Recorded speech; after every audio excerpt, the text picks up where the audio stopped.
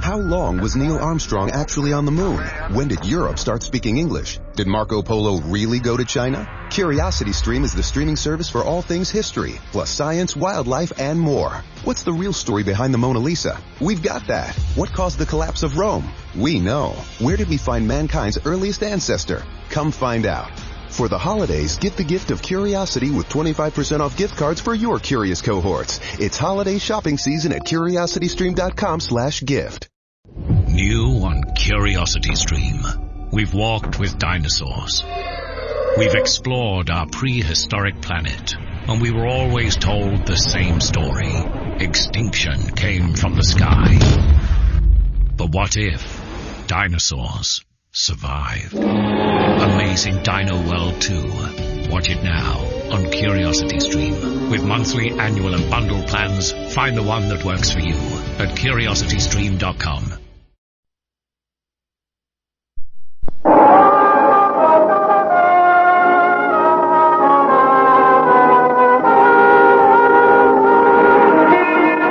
Broadway's My Beat, from Times Square to Columbus Circle, the gaudiest, the most violent, the lonesomest mile in the world.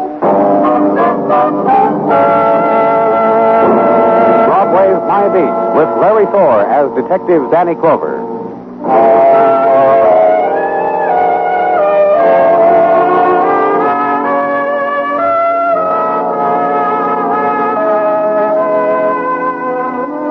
They squeeze the Christmas carol through sequined loudspeakers on Broadway to get all the happy out.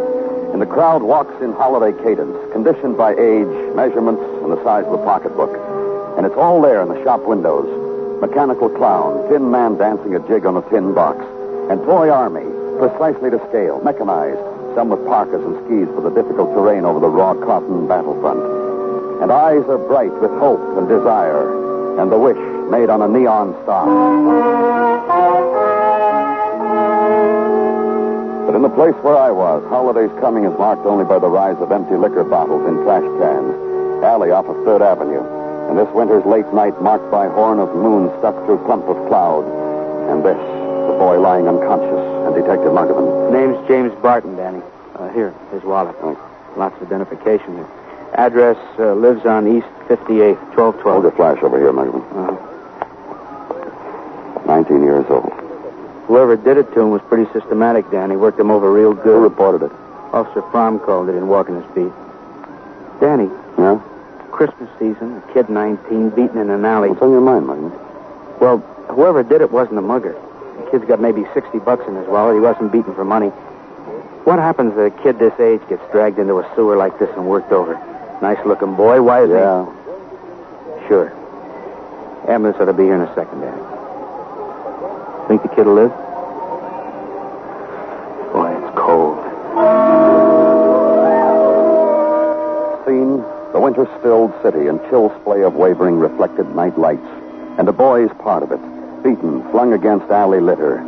Skyward, the fleet curve and fall of a December star. The sounds of night fury are muted now into soft keening and whirl of river wind. And not too distant, clack of a woman's heels on pavement. Slow walking. Then running. Then lost in a sudden cry of wind.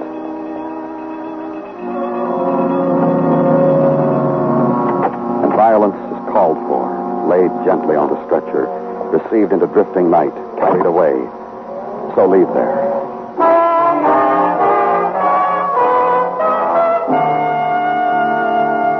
The furnished room, the remnants of sleep, the half-dream.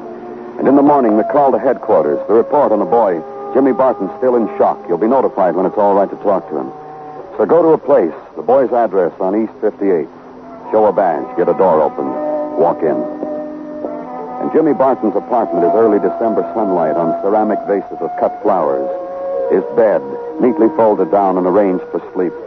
Is this, a basket of fruit, an open box of candy on nightstand, another unopened on shelf below, and in bureau drawers, knitted things, heavy woolen sweater complete with design of stag with antlers, woolen socks, argyle, arranged neatly as the pattern and color. Shirts, monogrammed, handkerchiefs, linen, hand-rolled. It's naughty. Terribly naughty what you're doing. What? And Jimmy's such a neat type.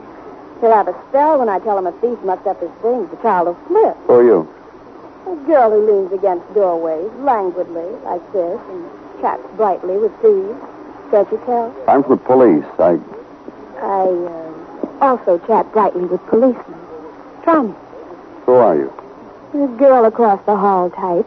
Will stick my nose into any of my neighbors' affairs, lately mostly Jimmy's. My name is Ina Small.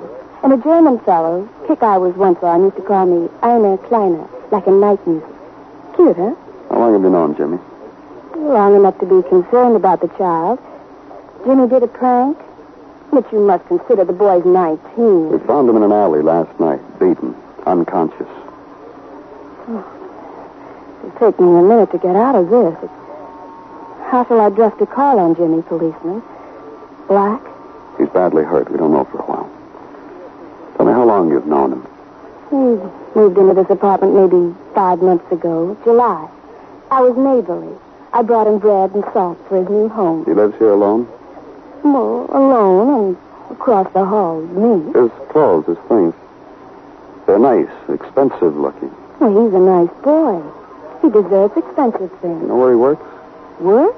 Jimmy, work? Not ever on my time. Other times I wouldn't know. Anything else you can tell me about him? Like, who hated him enough to beat him up like that? Well, Jimmy was hurt before, you know. I didn't know. Yeah, some automobile accident. In March, I think he told me. Something to his legs. For a while, we had to sit out dances. Look, if Jimmy's dying, I want to be there. He wants... We'll let you know, Miss Small. Thank you.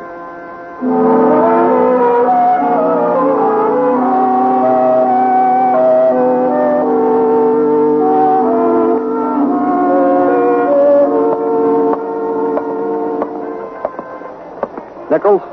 Officer Nichols? There's a bench to rest your troubles on, lad, Obie. Oh, you, Danny, lad.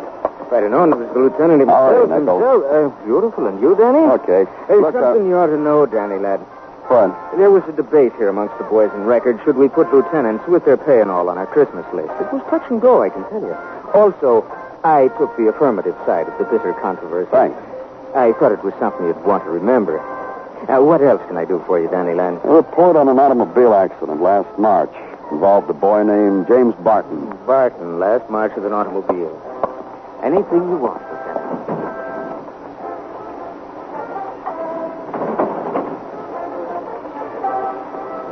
Just as you said, Lieutenant. Let me see it, huh? Accident, intersection 93rd and Lexington, 1:29 a.m., 8 March 1951. James Barton, 19, hit by club coupe. Compound fracture of both legs.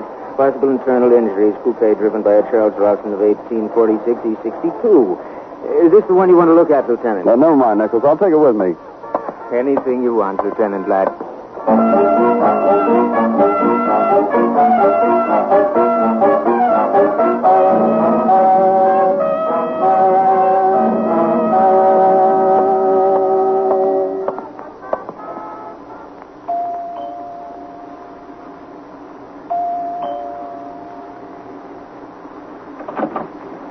Hello? Mrs. Ralston? That's right. I'm from the police. My name's Clover. Yes? May we talk inside? If you believe we should, of course. Please come in. Thanks. Now, what is it? Got a boy named James Barton. Oh, please. What? I just refuse to talk about it anymore. Oh? For months after it happened, newspaper reporters, insurance adjusters, traffic safety engineers, now you. Now there's a difference. James Barton's been hurt all over again. Well, what do you want me to do? I don't want you to do anything, Mrs. Ralston. The boy's been hurt. We're trying to find out why. The way we do things like this is Pick up the threads of his life and hunt for clues. I know. I'm glad you do. Let's get on with it. As if you already don't know. All I'm asking you is your version of that accident. My husband and I were coming home from the evening. My husband was driving, slowly, but fast enough to break that boy's legs when he stepped in front of our car. We took him to a hospital. He admitted that he was at fault and absolved us. I haven't heard from him since. Now what? How about your husband? What about him? Do you know whether he's seen or heard from James Barton since the accident? Well, let's call him at work and find out, shall we? Well, never mind. I can come back. No. Let's call him. Let's get rid of that boy's name around here once and for all.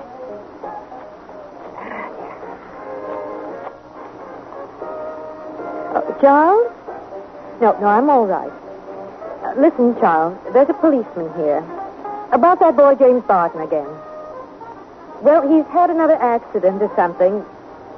Well, anyhow, the policeman wants to know whether you've seen or heard from that boy since. That's what I told him. Yeah. Well, goodbye, honey. See you tonight. What? All right. Well, does that answer your question, Mr. Clover? All right. Thanks a lot, Mrs. Ralston. Back to headquarters now, through the time when afternoon stands still for 2 hours. And when you get to where you're going, it's suddenly dark. And to the office for the details and paperwork and the cigarette on the edge of the desk. Coffee sent out for and drank. Reports to make, and the quiet policeman talk at day's end. Latest report from the hospital, Danny. James Barton might not die. Danny. Yeah? All that loot in that kid's room. You mean his clothes? Such expensive stuff, and as far as we can find out, the kid didn't have a job. That makes it loot. Thanks, Muggavan. Now I know him. You think maybe the kid's a thief, a young hood who... Danny? Here. Report just came in communication. Thanks, Gino. Charles Ralston, Muggavan. Who? The man who was driving the car that ran into the Barton boy last March, Charles Ralston. What about him? Around the corner from his office in the alley. That's where he was just found, shot to death.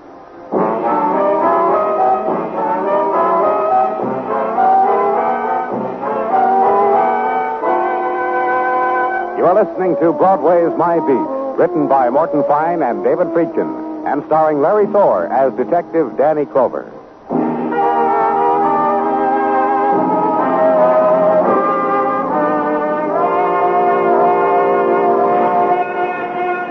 On chill December winds, the year moves swiftly to the place of its dying, and Broadway arranges its emotions for the occasion. On Translux, the current emotion, suitable for Christmas past, Christmas present, Christmas future. And this, in high places, strategies are being shaped so that Santa will not bypass the boys. And Broadway walks by, glances up, hurries to buy the last-minute gift for the last-minute girl. The time is short, kid. Think fast. There must be something no one else has thought to give her. And at headquarters, new winter day, the patter of tired feet. The sound of manly giggles as ribbon packages are stashed away in lockers. And in my office, Sergeant Gino Tartaglia with a suggestion for the holiday season. Take off your shoes, Danny. Huh? Don't fight me in this, Danny. Simply do as I say. One shoe off will be sufficient, if modesty insists.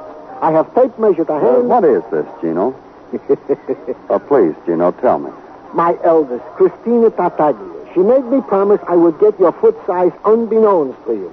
I chose this method. Oh, tell Christina size 11 and a half, Gino. I know, Danny. But we must take into consideration the Christmas present my eldest is knitting for you is a pair space socks.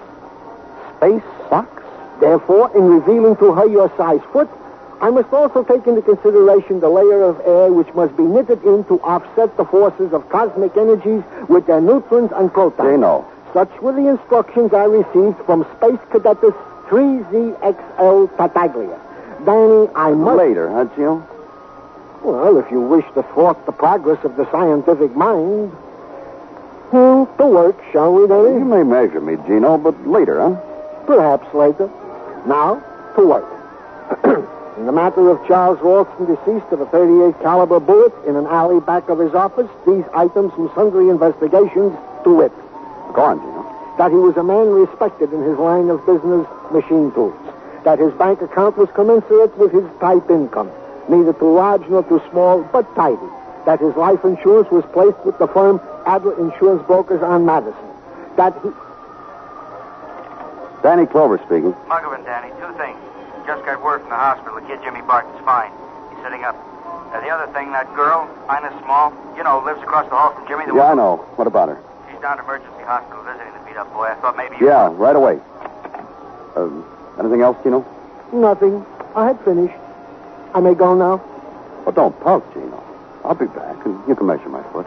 We shall see what we shall see. Don't forget your muffler, Lieutenant.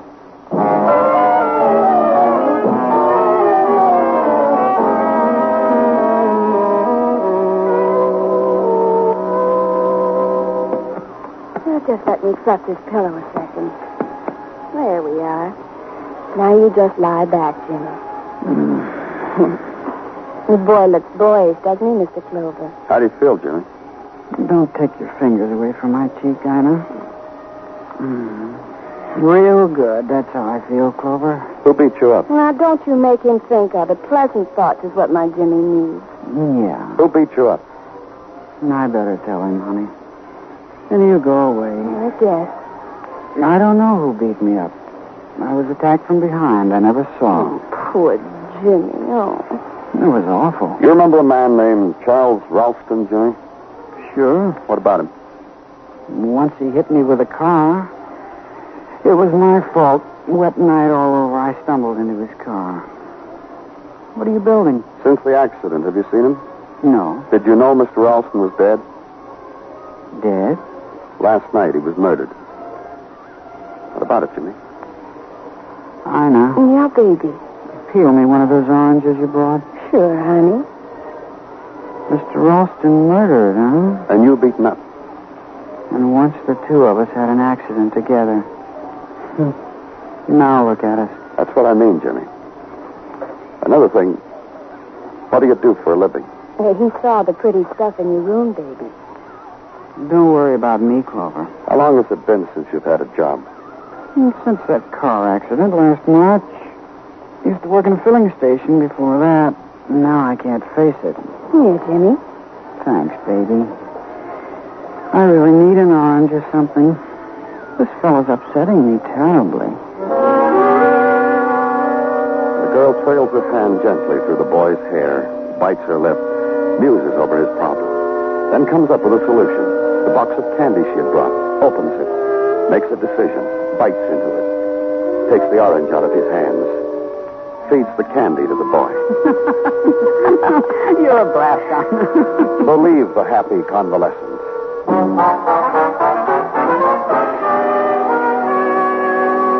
And into December streets, walk it.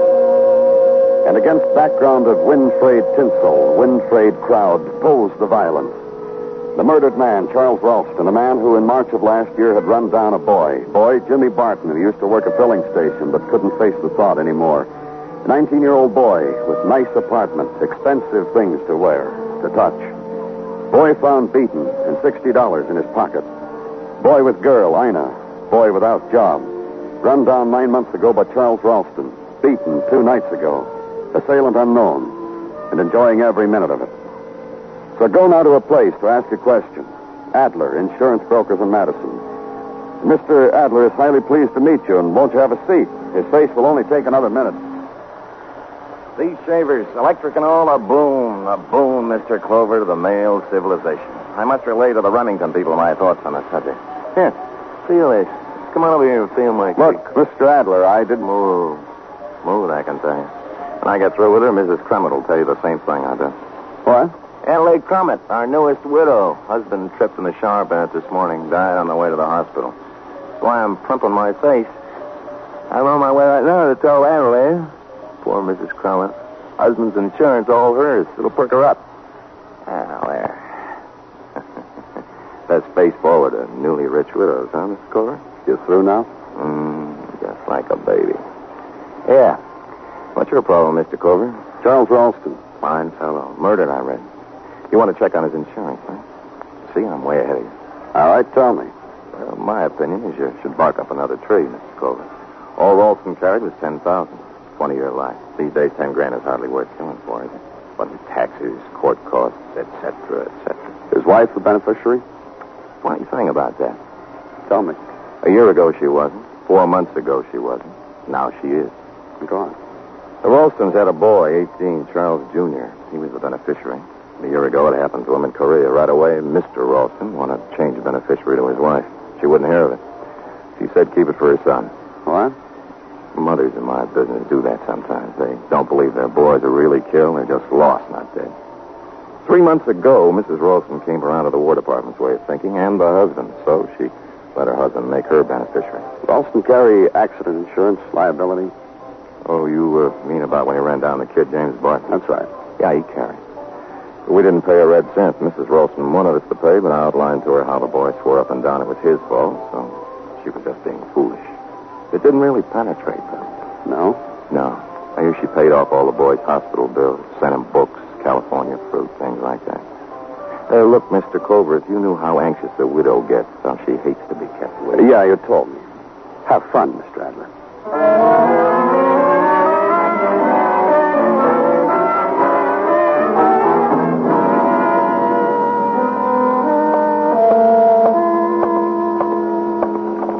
Dr. Stinsky? Come in, Danny. Come in. Have a chair. Now, what can I do for you this evening? How long has it been since you were at the hospital to see Jimmy Barton? 5 this afternoon. He told me you were in this morning. He said you upset him. Upset him. I have a theory about that boy. What? Someone could beat him over the head with a baseball bat and he would become unconscious. But as far as beating him over the emotions, he would only grin at you. The layman phrase for it is tough cookie. A real hard boy, Danny. How badly was he hurt? Contusion. Bruises. He'll be released tomorrow. Could it be done tonight? I think so. Well, think about it right now, Doctor, and tell me. All right, I'll release him. Good. Use your phone, Doctor? Help yourself.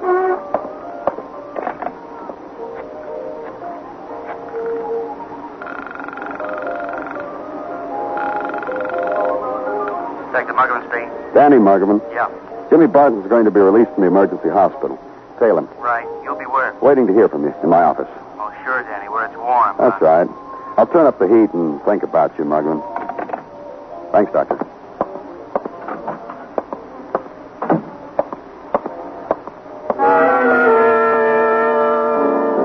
So to where it was warm, the office, to look through a window out onto where it was cold. City seen through beads of moisture. Crowd fleeing to 1,000 places. Winter lights that speckle winter sky with colors and fleeting shapes. Winter building, gray and stark.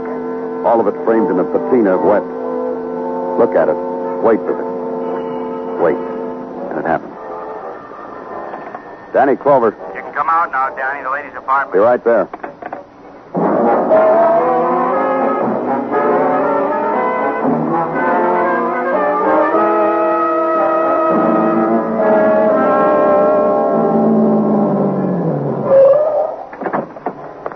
Over here, Danny. Kid left the hospital, made a phone call, came right over here. Let's go in.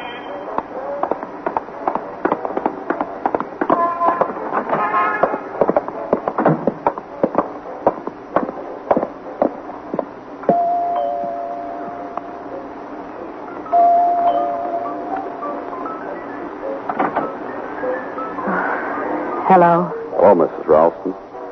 Mind if we come in? Yes, I do. Oh, that's too bad. We want to tell Jimmy how glad we are he's up and about your apartment. What are you talking about? You got another way of saying it, Danny? Just let's go inside, Mrs. Ralson. Who was it, Claire? Some men. They're here. Police. Hi, fellas. Make yourself at home. How you feel, Jimmy? Claire says I look awful. He does. Claire was going to make me a poultice.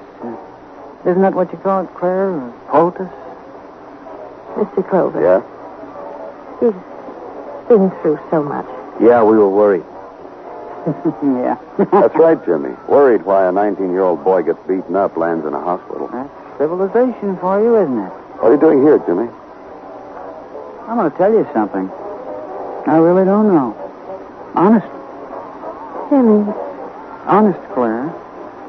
I got out of the hospital, and I figured it was what you'd like me to do. Call you, come over here. But I got to tell you, too. I don't know why. The presents, Jimmy? The monogrammed shirts, the knitted sweaters? Part of it, not all. Jimmy, I think you'd better go home. Why? Just go. Stick around, son. Why do you want me to go home, Claire? Boy. She doesn't want you to be hurt. I'm not going to be hurt. That's all over. You want to tell us who beat you up now? Keeps eating you guys, don't it? Not especially, Jimmy. We know. Well, huh? Listen, you two. It's got to end now, Mrs. Ralston. You can't protect him anymore. And it started ending when your husband beat him up. Claire. What? They figured it out themselves. I didn't tell them. That's what worried us, son.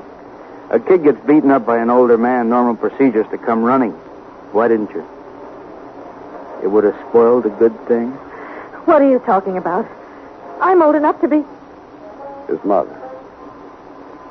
Yes. Yes. His mother. Is that what it is, Claire? His mother. Substituted this boy for your son who was killed in Korea. What is it? You lied to us, Jimmy, when you said you hadn't seen the Ralsons after you walked into their car. Oh, after all, well, I figured I owe this lady something. This lady? This lady? You got a blast giving me presents, taking care of me. Why shouldn't I do something you ask me? Like lie to cops. Even when it had murder in it. I didn't kill anybody. She did. I still got presents. And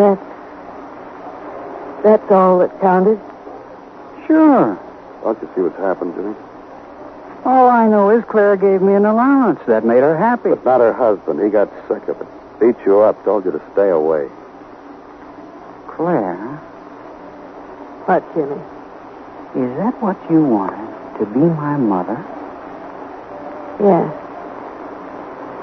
That's a fresh one. Jimmy.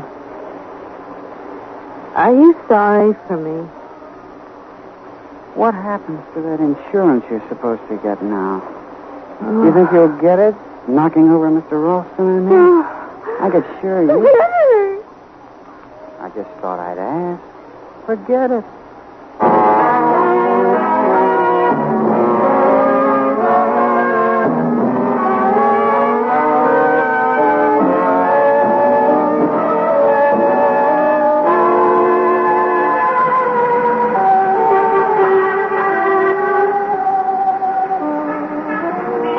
Quiet now on Broadway. The hour without color, the 6 o'clock hour, the time of going home. But in a while, the night will dip down and touch the street, and there'll be fury again. Rack and roar and crowd. The puppet dance into the furnace of light. It's Broadway. The gaudiest, the most violent, the lonesomest mile in the world. Broadway. My beat.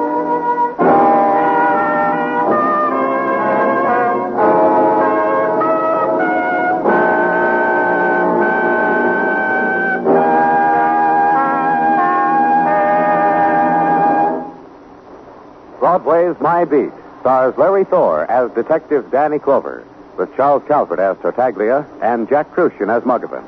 The program is produced and directed by Elliott Lewis. The musical score composed and conducted by Alexander Courage. In tonight's story, Paula Winslow was heard as Claire Ralston and Sam Edwards as Jimmy Barton. Featured in the cast were Alvina Temple, Steve Dunn, and Tom Holland. Bill Anders speaking.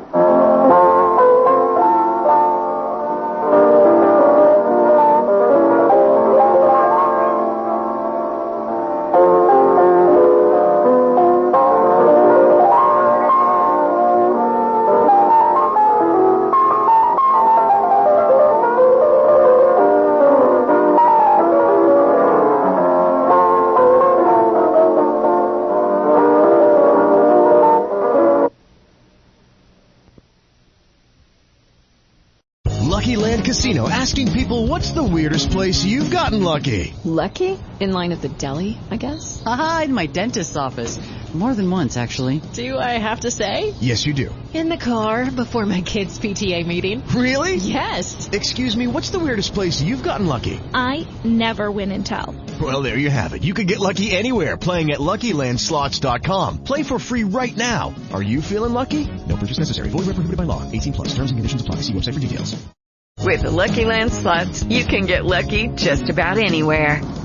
This is your captain speaking. We've got clear runway and the weather's fine, but we're just going to circle up here a while and get lucky. No, nothing like that. It's just these cash prizes add up quick. So I suggest you sit back, keep your tray table upright, and start getting lucky.